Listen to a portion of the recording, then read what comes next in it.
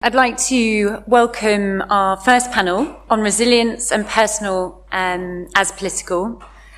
Go for it. So I'd like to welcome Eliza Gluckman, who's the Deputy Director of Government Collection, who'll be chairing the conversation with artists Abigail Reynolds, Libita Clayton and Tania Kovats. So welcome and thank you ever so much.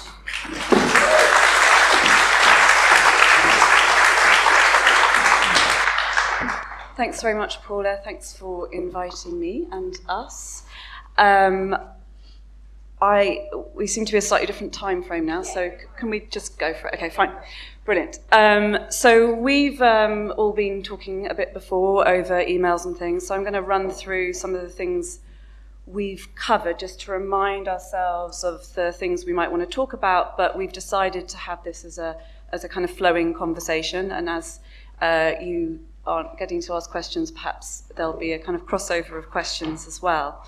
So the title being On Resilience and Personal as Political. Obviously an interesting day to be here with the environmental crisis and the strikes happening. So resilience, as I think has been recognised, is a word, a term that's being kind of used an awful lot, and even seeing it on, tube adverts and things is permanently. So rather overused, so let's think about what that is. It, I think, relies on a sort of honesty about the personal as political, and it's defined as both a toughness of character, but also an elasticity of an object. So we might think about the different selves that we have to be at different times today.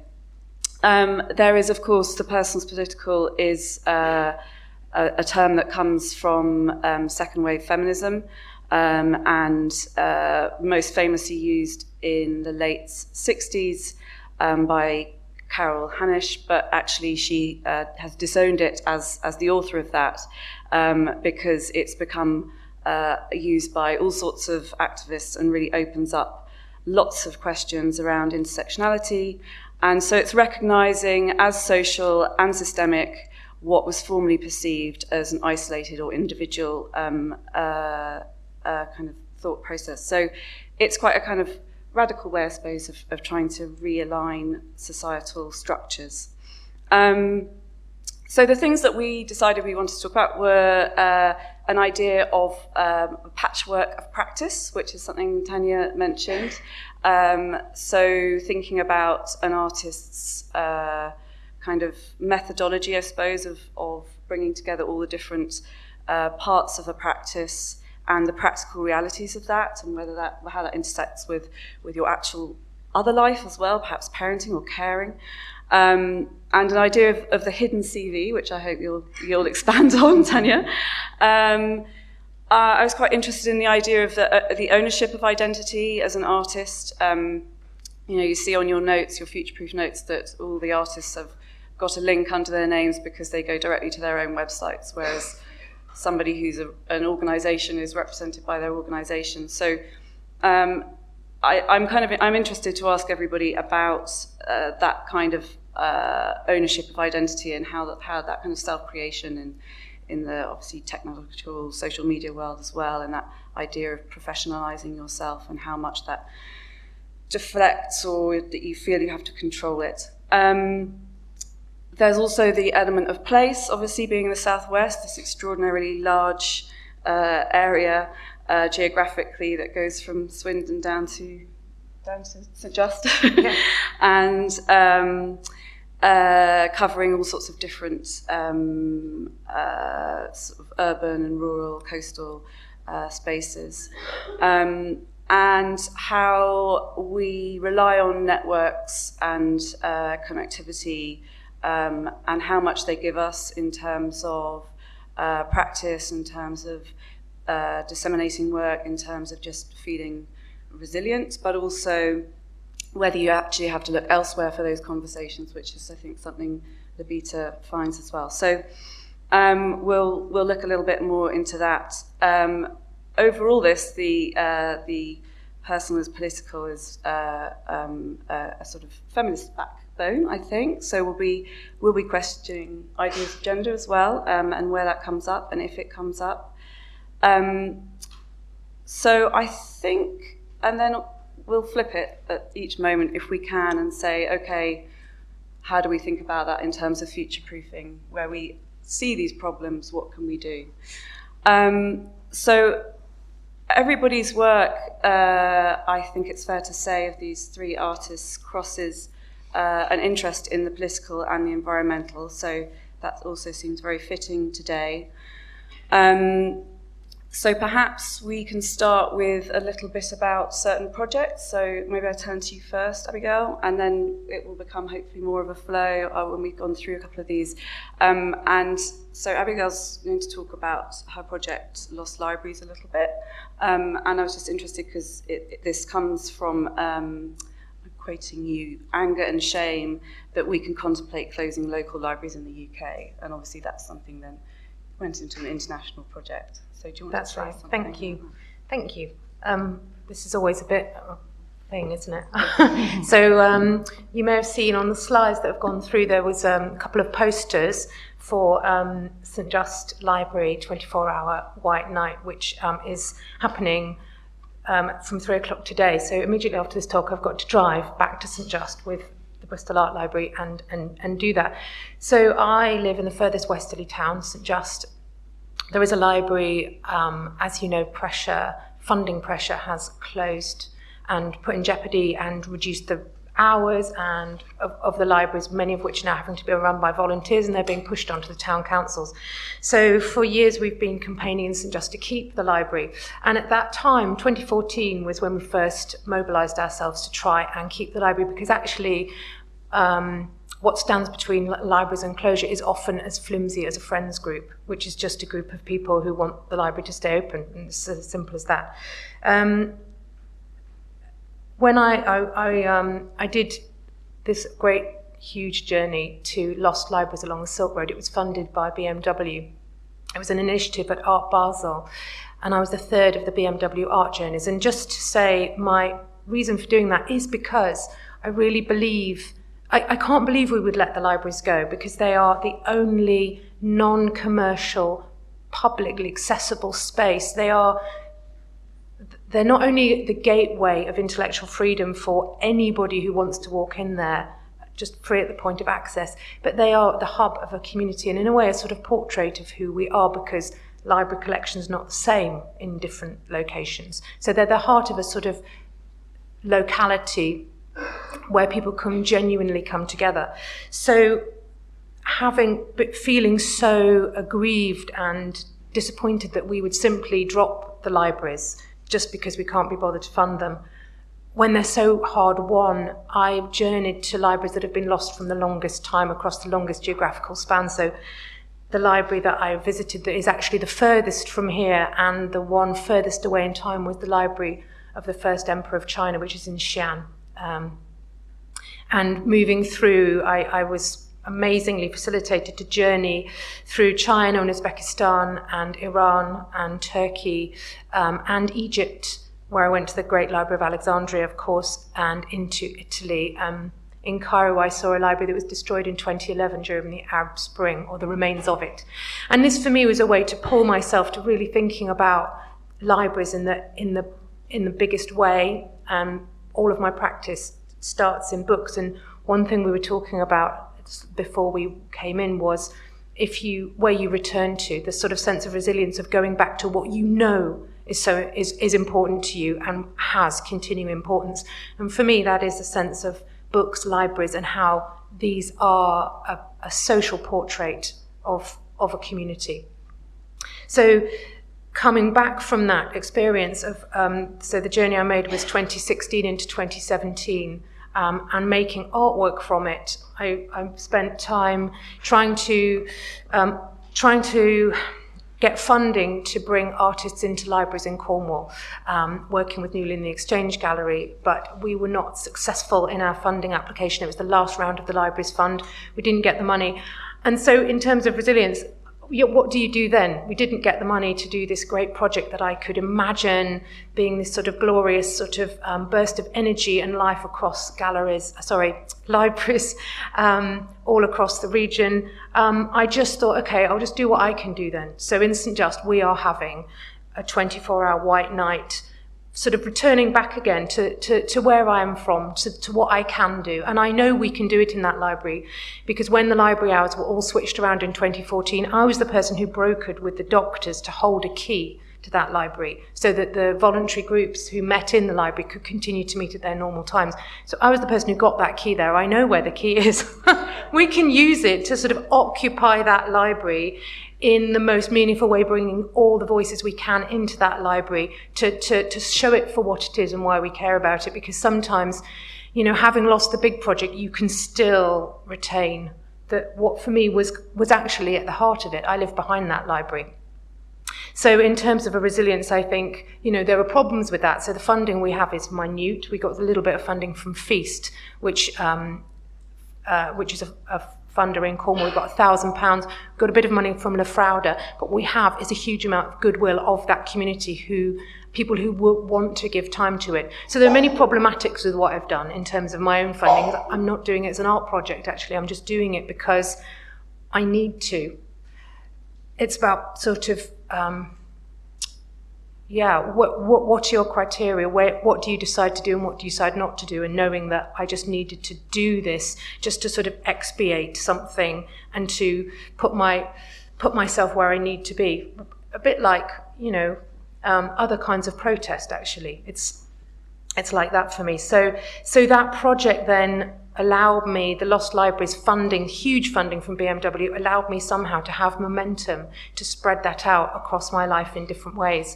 And, I'm aware we all have a patchwork. So I work in a commercial sector, in selling work. I work with institutions. I work with networks across Cornwall in a sort of dispersed rural way. I just piece everything together as a survival strategy, but also because I believe, I sort of feel like it's like a rhizome, so there's this flattening for me across. It doesn't really matter. It's about being effective and retaining my sense of what it is I need to do, or what my passion, where my passion takes me, and not feeling constrained to only work in one way, not only to work with one set of parameters.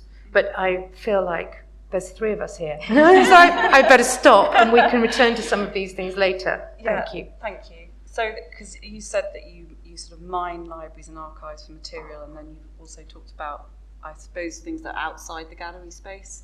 And so, Libita, I was going to ask you about Quantum Ghost, which was obviously at Spike Island, and was around mining in Namibia and Cornwall. But you also talk about, you work a lot with groups, and there's a connectivity that's really, really important. And there's perhaps, there is intersectionality and inclusion in the institution that's lacking. So how did you, I suppose, why don't you talk about Quantum Ghost and the experience of then having that within the institutional setting? Yeah, hello. There's a lot to do in 45 minutes, I think. I think Quantum Ghost, it's a really important project for me. And it falls very neatly, I suppose, into this overarching messy thing of the personal as political and resilience. For me, having a first solo exhibition, growing up in Cornwall, in Newlyn and Penzance, these tiny rural places, and being a person of colour, a woman of colour, being a black body in these landscapes, it's an interesting space to inhabit, one of being in your home, feeling very rooted, my ancestry goes very far back on the Cornish side that I know of, but then also very displaced and very alien to what that is.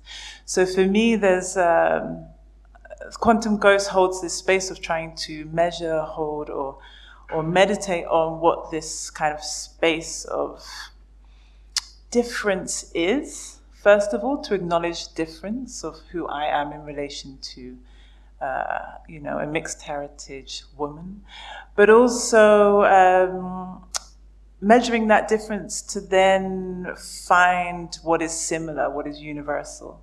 So for me, this idea of the personal as political is what's my story. I find it very empowering to talk about that place. But also, how is that universal and how does that connect beyond just me? And I think that's an artist's language. We operate outside of these things because we work with materials and other ways of expressing ourselves. And maybe to just bring it back to this room, and I know you wanted to do that as well, but yeah, how are these spaces just so not politically neutral? What are we acknowledging in this room around these conversations to do with my position, to do with how I'm sitting here, to do with who you are? I think as well to just think about that arc of this political arc, and of feminism, and thinking from a Black feminist and queer perspective. It's really important to acknowledge the difference. And in terms of the institutional frameworks that are white supremacist, that are violent, that are dominating, I think, it's a dangerous space when we don't deal with the truth and we don't do the acknowledgement. And to think about who is in the rooms of the decision making, who are the directors, to then move into the space of how can we talk about change? Or who am I as an artist within that space? So, I think it's important to talk about the politics of that and moving beyond representation. But it's also very important for us to talk about those small stories about how as artists we're coming to make. And for me, working with Spike Island, having a solo show there was deeply important, I feel like I am from the Southwest. I've definitely operated here most of my life. And to work with that institution was also, it was an interesting journey for me on a very simple level of, I used to invigilate in that space. I worked in the cafe, I've worked in reception, my community was finding the artists in Bristol and being like, okay, what is this place? I moved here 8 years ago. So there was a way that I was operating that was outside of and looking in from an artist's perspective anyway. And then sitting in the gallery, back in the day when we used to get paid as invigilators, those were good days. That's also a problem. We'd chat and we'd talk and we'd write. And I was just really acknowledging the fact that everyone was white and the space was always white walls. And the work was hardly ever by an artist of color. And I just noted this over a year. And that shifted and affected how I started to position myself and what I was centering in my practice. So, 6-7 years later, to have a show where for the first time that gallery was blacked out, by the way, it was really, really important. And I think that's an important journey. There's, economical things involved in that. There's class things involved in that. There's race things involved in that.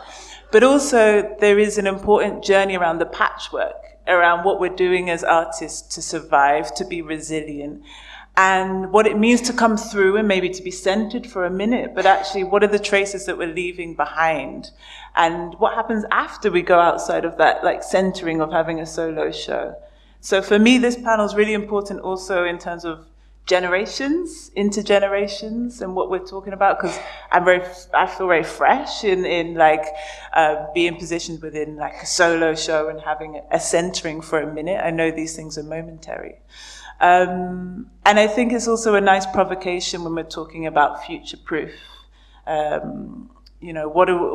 is it in terms of generation or beyond this lifetime that we're talking about? And what are we holding or safeguarding for future? And maybe what are we inheriting that's helpful? Yeah.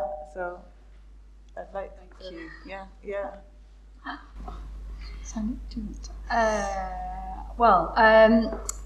I suppose the idea of patchwork Yeah. is something. I just realised I had a slight West Country twang to my voice there. I'm not from here. I've lived here 10 years. I don't know I'm actually from anywhere particularly. I mean, I live in the southwest, very rurally in the Blackdown Hills. My neighbours are small dairy farmers. And it's been an incredible experience to live rurally and fully appreciate the divide in this country between rural and urban. I know we're talking about feminism, class, race, but there's another one, which is kind of how city people think about country people, how country people think about city people. And I think I bump into that a lot in the southwest. Certainly in terms of patchwork, in terms of my own practice, there's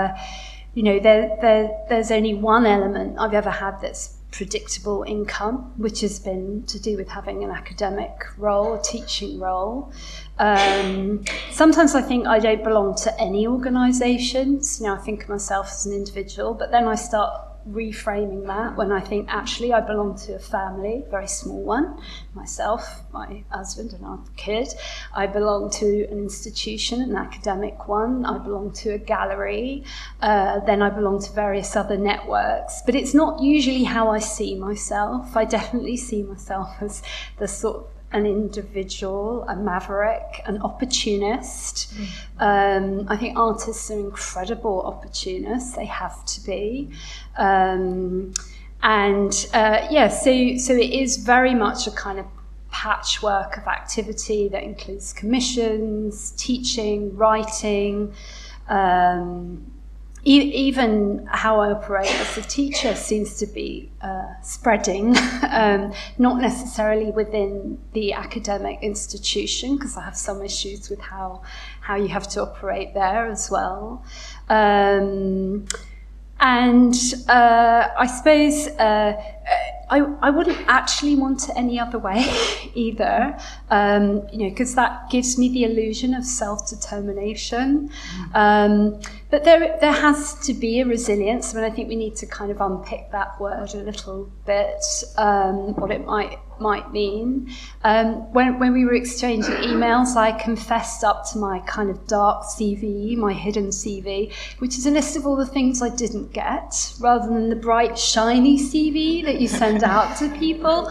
And it's really important, that shadow CV, and we've all got them. And it's actually quite worth putting it into a nice format one day and actually looking at all the things you didn't get and how they were so important to what you did get. How a rejection kind of actually builds you in different ways and makes you more determined. I mean, again, it depends on who you are. Not everyone kind of responds to rejection like that. But I do think it's quite valuable to reflect on that. And I live by a kind of approach to life, like, what is life trying to tell me? I might have the illusion of self-determination, but I know I kind of surrender in lots of ways to, well, where's life taking me next? And remaining open to that is actually part of my resilience. And I integrate rejection into that. Like you talking about not getting the funding for your library project. I just love that you then looked at, well, what can I do? And, as we kind of assimilate activism much more into our daily lives, I mean, I think we're all becoming aware of it, in our sector anyway, and our sector can be a leader. It really can be a leader in how to do things. We're very short on good leadership at the moment, possibly more short on it than I can ever remember. So it's like, how do we reclaim models of what we think of as good behaviour? And I do think that our sector has been quite pioneering. Artists are pioneering. That's how we get by. And I think that kind of goes through various levels of the sector. So something like environmentalism and the work that Julie's Bicycle has done by kind of reviewing environmental policy within arts organisations. That's just one example that comes to mind. But, the amount of artists that embrace kind of environmental agendas in their subject matter as well. And it's not, I'm not naive. I don't think artists can stop climate change, but they can keep it very kind of urgent and present and in people's minds and in people's imaginations, which is where this kind of climate crisis needs to be. So again, there's sort of those ways where that activism, it's not all about waving placards, though I will be going over to the Green at lunchtime, but it is about how you kind of integrate that to how you operate, how you exist. And I think we've all got at this table politics that we kind of integrate into our practice as models. Not that we individually can change the world, but it's what can you affect? How can you use the platforms available to you to say things or do things or affect things? Yeah. I was going to say, should we just talk across? So when you were talking about the difference between the rural and the urban, I like to think, and I believe it's true, that there are different, like if you're at the margin, which I really am in St Just, but we are sort of pushed out. The southwest is a very rural region with real, dispersion, and maybe it's a really good place to be, to think about the bigger questions, because you've got a little bit of distance, you're a little bit on the margin, you can be a marginal voice, you maybe have more fluidity or more agency, or at least I feel like that, because when I came to St Just, I changed my practice a lot because I had actually more opportunity, because I can't approach a fabricator in London, or I can now, but it's just, there's certain conversations you just can't have if you're not at a certain level of economic, if you don't have a load of money, basically. Whereas there's a lot more of a kind of sense of curiosity and engagement on different levels, and why people would want to come with you, why people would want to engage with you, which isn't just about money. And that can be really crippling if you are in London, that sort of sense of who's inside and who's outside. And I feel like, the margin is a really good place. There are problems, but there's also real strengths, and also being able to drill down into very particular places and small stories that have a big resonance, but that you can be effective in a small way, I think is also really important to me as somebody working here. I wondered how you felt about that. I'm not very good at joining in, so I wouldn't necessarily. I live in quite an isolated situation, and I've made a choice to live like that. I love taking part in things, but I wouldn't say I'm part of my local community. The law of the local is there, but I'm personally, that's just who I am. I don't know, do you feel part of a community in Bristol? Do I feel part of a community in Bristol? I think I'm a bit like you. I don't know, I find the language of community really important, but in terms of thinkers and artists and kind of almost like post-humanist type of thing. So it's not necessarily rooted in my immediate location, actually. And I think that was something I was touching on before about how you're kind of situated in the southwest or in the city that you're in. But I think the reality is that many artists are always aspiring to move, or are curious, or are looking at world building or this kind of international space.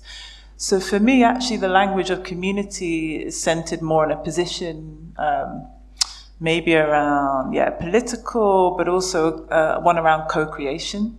So I like to think about that in terms of this constellation of who am I now in relation to others, but it's not so much in the locality of here, actually, because I am a bit, I go to the studio and then I'll come out and then, see people in very domestic spaces. But I am interested in what that activation is for people in the city, because I think I was more active 4 years ago when I was doing maybe more like smaller projects that really needed to be situated in the city. And I just wanted to pick up on what you were saying about margins and the language that was being used, because it was interesting the way that you said I choose isolation, and the other language of kind of being at the margins, and the kind of what's the psychic of that, this kind of geographical thing of we're at the margins, or in, I suppose, the centering of London, there's always the voice of the regional in relation to the centered. And I think there's quite a violent thing happening in the language around these environments. I think if we're talking about resilience and like funding applications, there's often this kind of power dynamic between what a margin is and where the center is. And I think that's something important to tackle, actually, about whether we're choosing these positions or how we can operate within them and find good, or actually there's a space for me to be, like, it's easier or it's more freeing for me to be in the Southwest. But I thought there was something interesting happening with how one chooses to be in an environment, or what it means to be in a margin, and actually what that falls into when we're talking about these institutional frameworks. There's a power of language in that. So how do we as artists kind of operate in that? Yeah. Yeah, I'm interested as well in how you do sort of self-define yourselves in relation to, if you had any experiences perhaps of an institution positioning you or your work in a way that you've found problematic, and have you felt you dealt with that, or have you kind of come away and think, I wish I'd dealt with that differently, or do you always feel completely autonomous in the projects you do with organisations?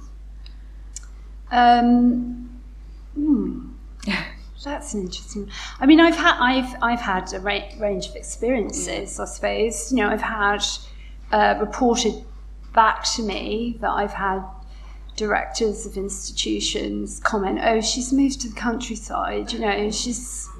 She's gone," type thing, or given people my postcode because it's got E something, and then thinking I've moved further east in London. And it's kind of weird to encounter that in your own sector. Yeah. I probably have gone a bit feral out here, but I'm quite happy. But it's a bump when you hear people write you off because you're not in their centre. And I think that's a very particular quality of London. London, when you're in it, it's the only way to survive it, in a way, is to think it's the centre of the universe, and it is in a way, but that's how people endure city life. And if you step away from it, it's a challenge to people in it. Mm-hmm. And I move between, it's not kind of somewhere I'm not connected to, but I'm aware of, I see it as prejudice. Like many of the prejudices we kind of all nurture, but I don't know if other people have encountered that kind of thing. I suppose I was thinking, what was I thinking? I was thinking something as you were talking, and I'm like, oh, now she's looked at me, and what was I thinking? It was something along the lines of, where was I? I don't know, I actually was going to ask you about the project that you're working on now about kelp glass. Oh, kelp glass, yeah. I've got some in my bag. Shall I get it? Yeah, okay. Let's have an object. I was thinking about how, I feel like much better now I've stood up. Can I not behind the table? I was thinking about freedom to move, and how actually it's really easy to be aware of the conversations that are happening in London. You don't have to be there, so I'm gonna do this, because otherwise you won't see the glass. You have to see it through white. So this is a piece of glass from a single beach, It's which I wanted to make this summer with the help of Castle Barton Gallery and the Arts Council, in fact, funding. And I work with Plymouth College of Art to do it. Talking about being in place and what you can do. So I'm really aware that the reason I can make this glass. So. Oh, you've got to come to the mic. Oh, I'm so sorry. Sorry, I do need to be at the table. There we go. Can you see the glass? Because so just about what you can do if you're not in London is that you can connect in a very embedded way to place. And the reason I think that's really important is partly, you were talking about what you didn't get, the dark CV, but also there's the sense of proceeding by aversion as well as by attraction and doing things because of what you don't want, what you don't think is of value, or what you want to counter, what you want to push back against.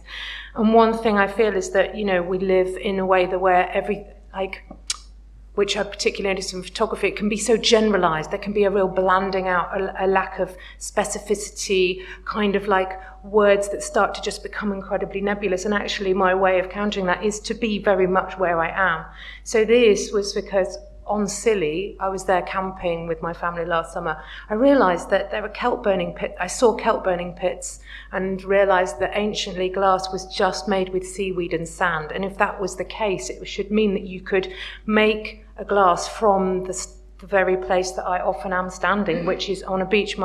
So this sand is from Porthmeor. So my studio is in St Ives, and if you fall out of my studio window, you fall onto this sand, which can be it can be simply made into glass. So I know, Tania, and one of your images is on a beach, and that's Porthcurno, and I was there when you did that piece.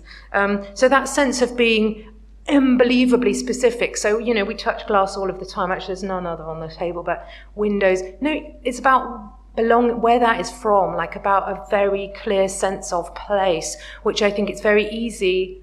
It's much easier to connect with and to dig into what that means, what social histories are embedded there, what meaning there is there for us as physical, material, time-bound flesh objects in the world, and how to interact with other people and with place in a way that is meaningful. So thank you for mentioning it. Here we go. This is another thing, along with the library. This is what I made at the beginning of the month, actually. That's the 1st of September. That's Porthmeor and kelp ash that's been incinerated. And I would never make that if I wasn't really here, because that's something about me being here and us being here and what we know. And instead of having some sort of, I'm very aware of the tourist gaze because of where I am in St Ives and how much it troubles me that it feels so skating, and so the aesthetics of it are really, I have a lot of problems with it, and that's my reply. This is my reply to those problems. So I think that feeling of being enabled to just do what you, just setting out with the resources, that there are a lot of resources in the Southwest, they're scanty, but if you really are bloody minded, then you can drill into them. Yeah. And collaborate. So in terms of Quantum Ghost, that's a personal response to a physical place, a specific place? Yeah, I think it's discomfort, actually. Quantum Ghost is a very uncomfortable place. It's a non-place.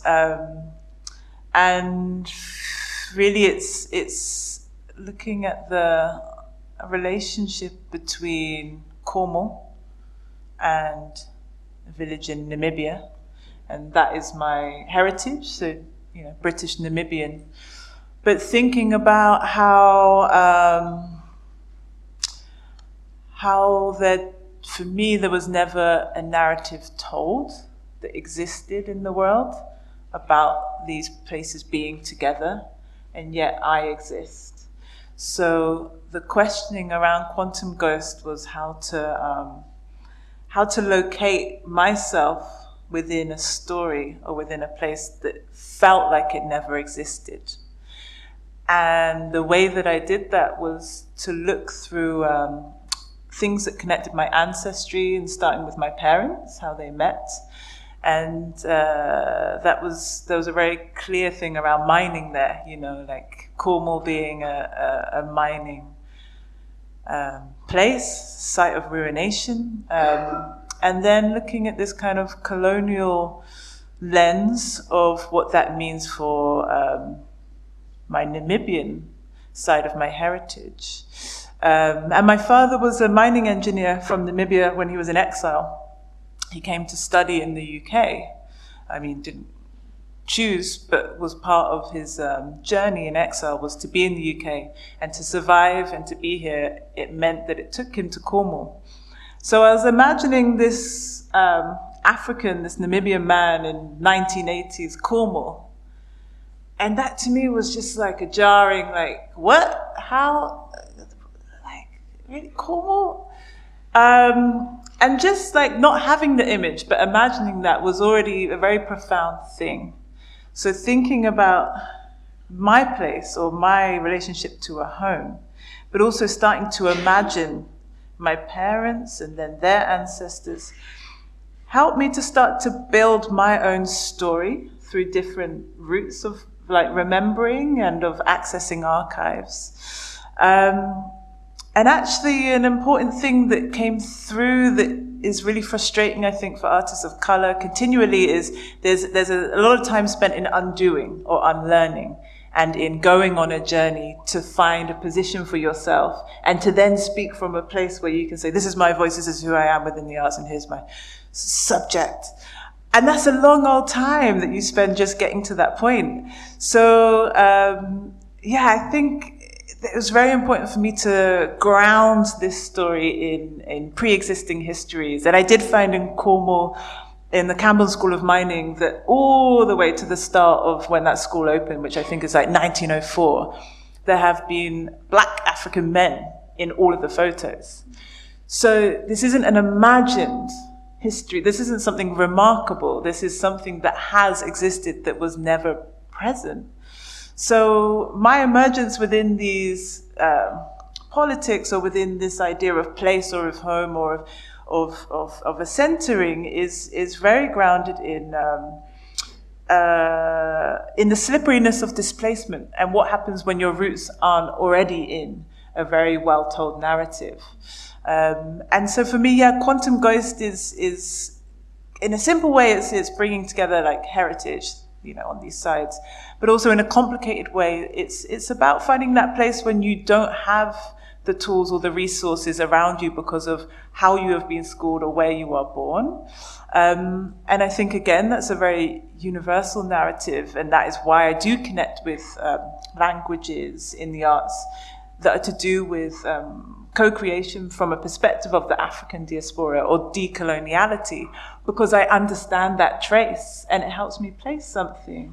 So I get it when you have a material, when you're talking about grounding, and I also work with organic materials, things like, Cornish granite and gravel and cob housing, because it helps to ground the work. But also there's a deep slipperiness and a position that can't be held that's around time. And I think, that's also in the title of Quantum Ghost. But maybe.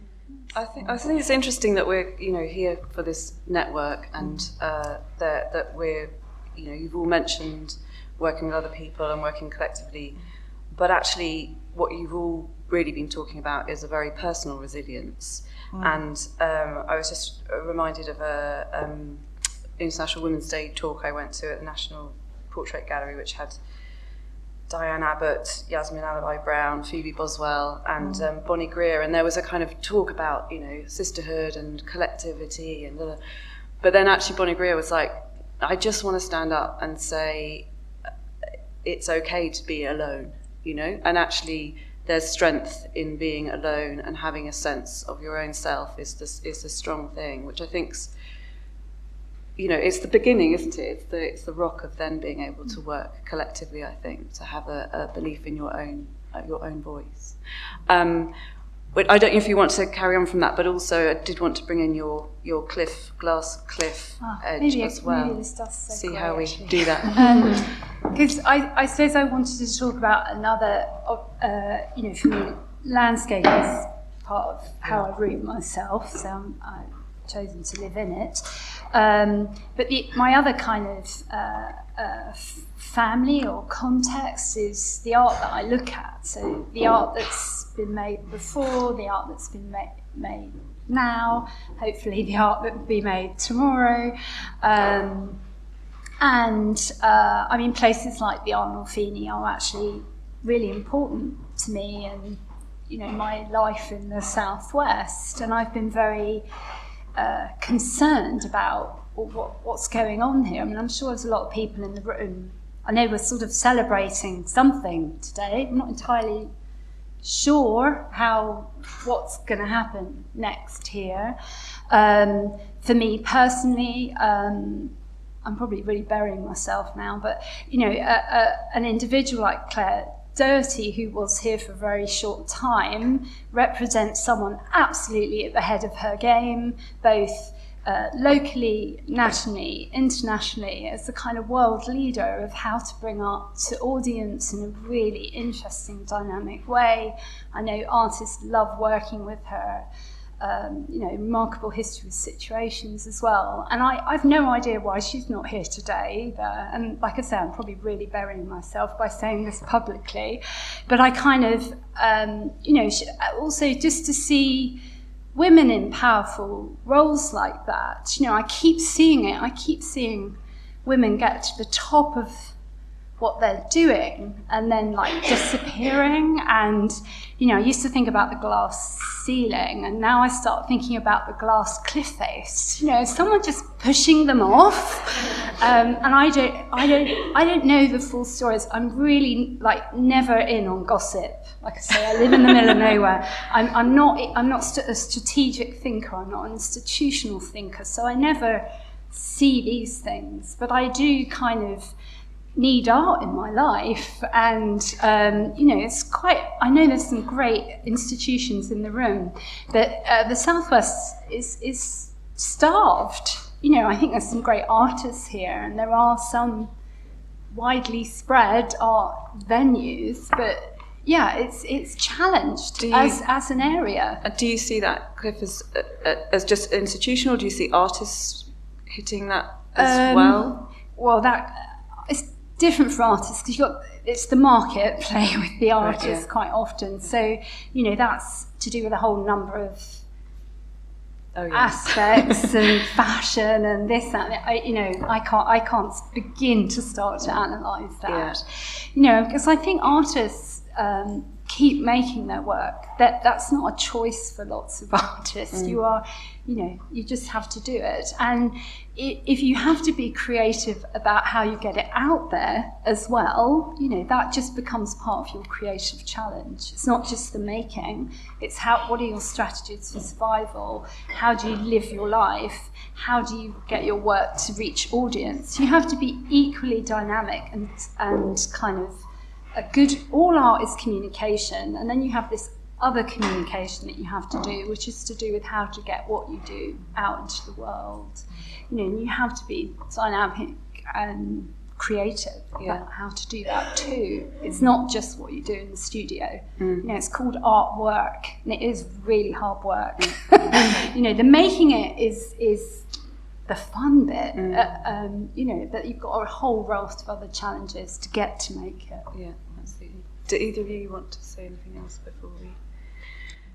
Depends how much you want to keep the time. We could just carry on all day. So I've got one night to get to. Is there anything else you want to? I just wanted to just touch on just transparency. Yeah. I think it's really important, maybe as a nice in to the rest of the conversation of the day.